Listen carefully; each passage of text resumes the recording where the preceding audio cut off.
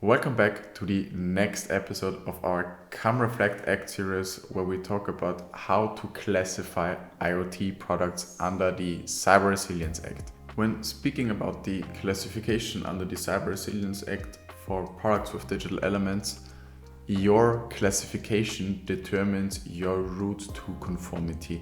This means depending into which class your product falls, you have different possibilities to do a conformity assessment. For default products, you can do a self-assessment, which is basically the easiest route to conformity because you don't require third parties or auditors to prove compliance with the Cyber Resilience Act. Nevertheless, you are faced with the same requirements as, for example, critical products. The second conformity assessment is applicable to, of course, default products, but also important products class 1 and class 2, which is a product-focused conformity. So basically, in this route, without going too deep into the exact modules that the regulation states, essentially a third party takes a sample of your product and assesses its conformity based on what you have written in the technical documentation and what you have stated in the cybersecurity risk assessment, so that your product is compliant with the CRA.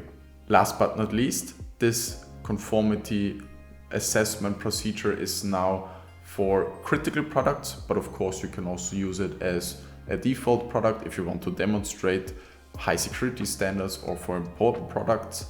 It's the more process-focused conformity assessment.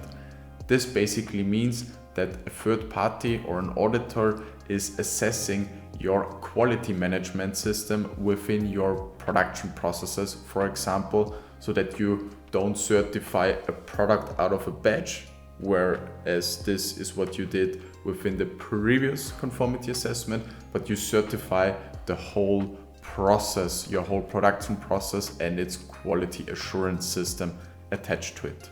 The official Cyber Resilience Act regulation text states examples of important products class 1, important products class 2 and critical products, but this list can be extended in the future. So there is the possibility that you as a product manufacturer then are classified, or your products move from the default category to important class 1, for example.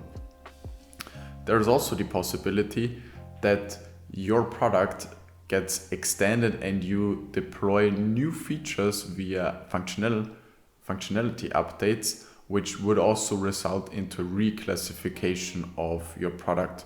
So this case could also happen.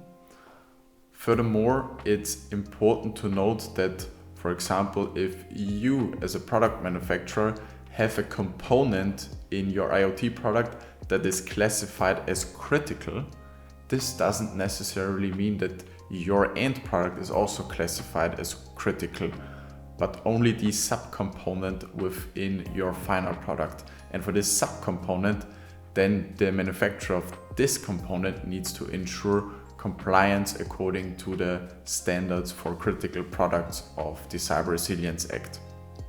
So to conclude the classification, the requirements that you have to fulfill under the Cyber Resilience Act remain the same regardless of your classification.